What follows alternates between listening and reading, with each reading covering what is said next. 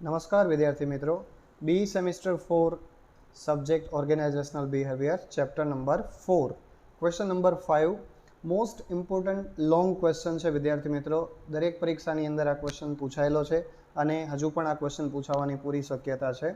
વિદ્યાર્થી મિત્રો, અત્યાર સુધીના કેટલાક વિડીયોઝ ચેપ્ટર વાઇઝ અપલોડ કરેલા છે, મટીરિયલ પણ મોસ્ટ ઓફ રેડી છે। તો વિદ્યાર્થી મિત્રો, જો આપને મટીરિયલની જરૂરિયાત હોય તો ડિસ્ક્રિપ્શન બોક્સમાં નંબર આપેલો છે, આપ મટીરિયલ પણ મેળવી શકશો અને વિડીયોઝ તો બધા જ તમને અવેલેબલ થઈ જશે યુટ્યુબ પર। તેમ છતાં પણ તમને મટીરિયલ્સની જરૂર હોય તો તમે મટીરિયલ મેળવી શકશો। Question number 5, what are the leadership theories? લીડરશિપની થિયરીઝ કઈ છે? Explain behavioural theory of leadership. Behavioural theory છે લીડરશિપની, એને તમારે એક્સપ્લેન કરવાની છે। 7 માર્ક્સમાં આ ક્વેશ્ચન પૂછાય છે। ઇમ્પોર્ટન્ટ ક્વેશ્ચન છે વિદ્યાર્થી મિત્રો, સરળતાથી સમજાવવાનો પ્રયત્ન કરું છું। તો the leadership theories are the explanation of how and why certain people become leaders. Leadership એક એવી થિયરીઝ છે, એવી એક પ્રકારની થિયરી છે જેમાં એક્સપ્લેનેશન એમાં સમજાવવામાં આવે છે કે કોઈ પણ વ્યક્તિ છે, કોઈ લોકો છે, એ નેતા કેવી રીતે બની શકે છે એ સમજાવવામાં આવે છે। દે ફોકસ ઓન ધ ટ્રેડ્સ। હવે આ જે થિયરીઝ છે એ શેના પર વધારે ધ્યાન આપે છે? Focus on the trades. Trade એટલે લક્ષણો પર ધ્યાન આપે છે, એન્ડ બિહેવિયર અને વર્તન પર ધ્યાન આપે છે, દેટ પીપલ કેન એડોપ્ટ, જે લોકો સ્વીકારતા હોય છે, two increase there leadership capabilities, પોતાની લીડરશિપ એટલે કે નેતૃત્વની ક્ષમતાઓને વિકસાવવા માટે અથવા તો વધારવા માટે તેઓ લક્ષણો પર અને પોતાના વર્તન પર ધ્યાન આપતા હોય છે। હવે બિહેવિયરલ થિયરી ઓફ લીડરશિપ એ સમજીએ। Behavioral theory of leadership are developed by scientifically studying the behaviors of leaders and effects of them on the workplace and environment. Behavioral theory છે નેતૃત્વ માટેની એક આ થિયરીનું નામ છે, એ વૈજ્ઞાનિક રીતે એને વિકસાવવામાં આવી છે, એના પર અભ્યાસ કરવામાં આવ્યો છે અને એ અભ્યાસ પણ જે નેતાઓ છે, મતલબ જે નેતા બને છે એમના વર્તન અને એમની અસર, કઈ રીતે વર્ક પ્લેસ પર એમની અસર પડે છે, જ્યાં કાર્યક્ષેત્ર છે ત્યાં એમની કઈ રીતે અસર પડે છે અને એક વાતાવરણ કેવું બને છે એના પર ખાસ સ્ટડી કરવામાં આવે છે। There were number of studies that looked at behavioural styles. ઘણો બધો અભ્યાસ એના પર કરવામાં આવ્યો કે જે બિહેવિયરલ સ્ટાઇલ એટલે કે જે વર્તન આધારિત શૈલી છે એના પર ઘણો બધો અભ્યાસ કરવામાં આવ્યો। We shall briefly review 2 most popular theories. હવે અહીં 2 મોસ્ટ પોપ્યુલર થિયરીઝ બતાવવામાં આવી છે, એના વિશે આપણે અભ્યાસ કરીશું અથવા એને સમજીશું આપણે। Number 1, Ohio state leadership studies. Ohio state leadership studies number 1। ત્યાર પછી નંબર 2, મિશિગન લીડરશિપ સ્ટડીઝ। આ 2 પ્રકારની થિયરી છે જેનો અભ્યાસ આપણે અહીં કરવાનો છે। Number 1, Ohio state leadership studies, it is behavioural leadership theory. આ એક શું છે? વ્યક્તિના વર્તન એટલે કે લીડરશિપ છે, નેતૃત્વ છે, એનું વર્તન જાણવા માટેની એક થિયરી છે। A series of studies on leadership was done by Ohio State University in 1945 to identify observable behaviors of leaders instead of focusing on their traits.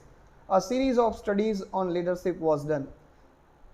State university, Ohio State university દ્વારા 1945માં એક અભ્યાસ કરવામાં આવ્યો જેમાં જે નેતા છે એના વર્તન પર ખાસ ધ્યાન આપવામાં આવ્યું, નહીં કે એના લક્ષણો ઉપર, એટલે કે એમના વર્તનના આધારે એ જાણી શકાય કે એમની લીડરશિપ કેવી છે।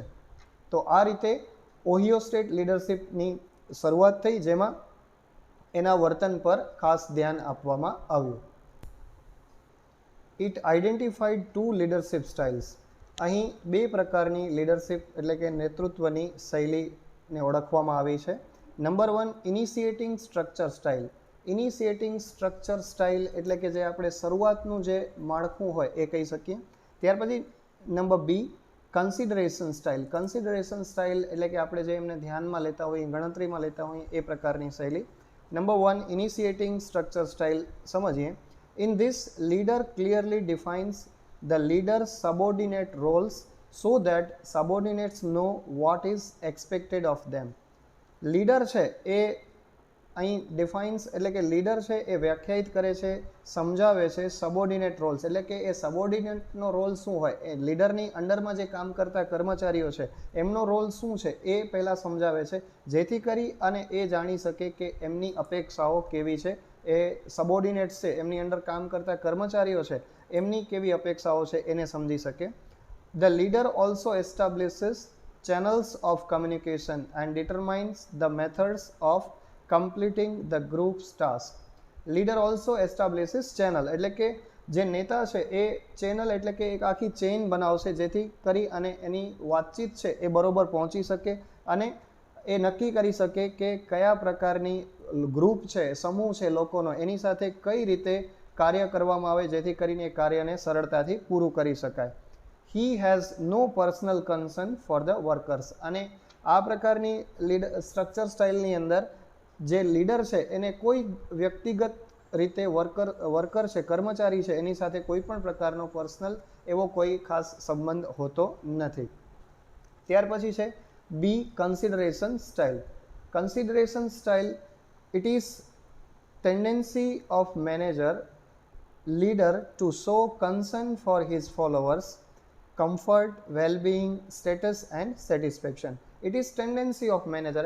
મેનેજર હોય કે લીડર હોય એનું એક પ્રકારનું આ એક વલણ હોય છે ટુ શો કન્સર્ન, એટલે કે એમના જે કર્મચારીઓ છે એમના પ્રત્યે સંબંધ બતાવવાનું, ફોર હિઝ ફોલોવર્સ એટલે કે એમના કર્મચારી હોય કે એના અનુયાયી હોય જેમના પ્રત્યે કમ્ફર્ટ, એક આરામદાયક રીતે રહી શકે, વેલબિંગ એમની સાથે સારું વર્તન રહે, સ્ટેટસ એટલે કે એમનું સ્ટેટસ જાળવી શકે, એન્ડ સેટિસ્ફેક્શન અને એમને સંતોષ પણ આપી શકે. His job relations are characterized by mutual trust, respect for subordinates, ideas and regard for their feelings. His job relations are, હવે જે નેતા છે એના જોબ રિલેશન્સ, એમની જે જોબ રિલેશન છે એટલે કે એમની સેવા સાથેના જે સંબંધો છે એને આ રીતે અલગ અલગ રીતે જુદા જુદા બતાવવામાં આવ્યા છે.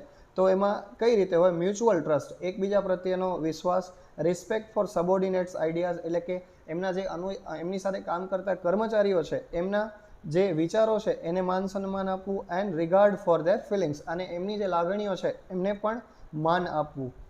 અ leader high in consideration could be described as one who helps subordinates with personal problems, is friendly and treats all subordinates as equal.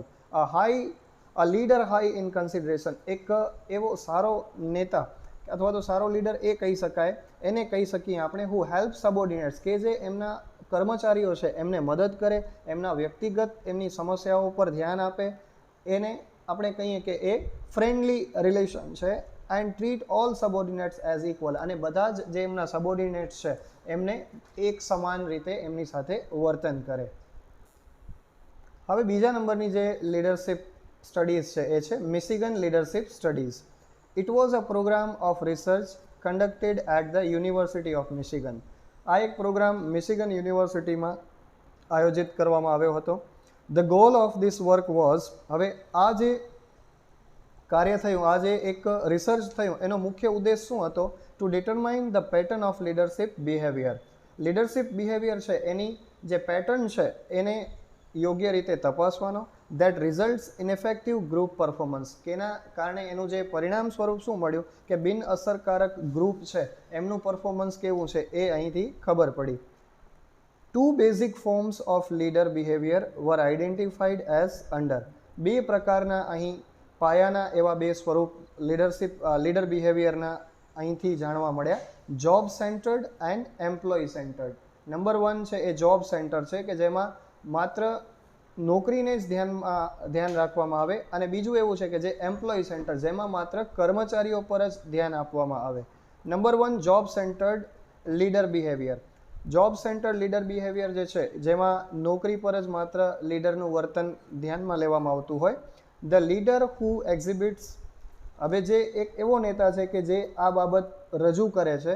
This pays close attention to the work of subordinates, જેમાં મુખ્યત્વે ધ્યાન આપવામાં આવે છે એમના સબોર્ડિનેટ્સ જે છે એમની સાથે કામ કરતા કર્મચારીઓ છે એમના પર ખાસ પ્રકારનું ધ્યાન આપવામાં આવે છે. એક્સપ્લેઇન વર્ક પ્રોસિજર્સ, જેમાં એ મેનેજર કે લીડર છે એ વર્ક પ્રોસિજર છે એને એક્સપ્લેઇન કરે છે.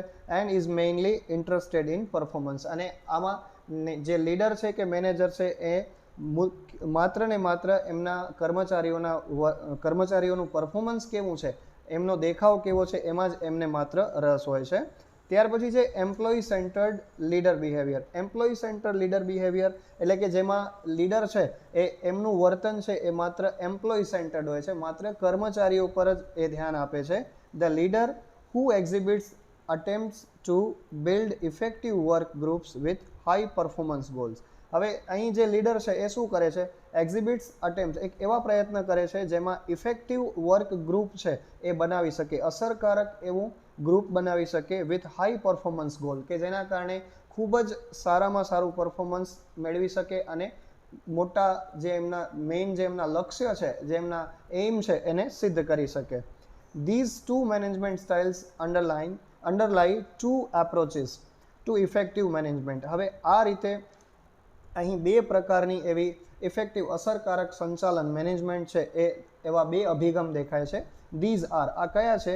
Blake and Mouton's managerial grid and number 2 Likert's system for management. આ બે પ્રકારના એવા ઇફેક્ટિવ મેનેજમેન્ટ એપ્રોચીસ છે. તો વિદ્યાર્થી મિત્રો, આ રીતે આ એક લોંગ ક્વેશ્ચન છે જે તમારા માટે ખૂબ જ ઇમ્પોર્ટન્ટ ક્વેશ્ચન છે.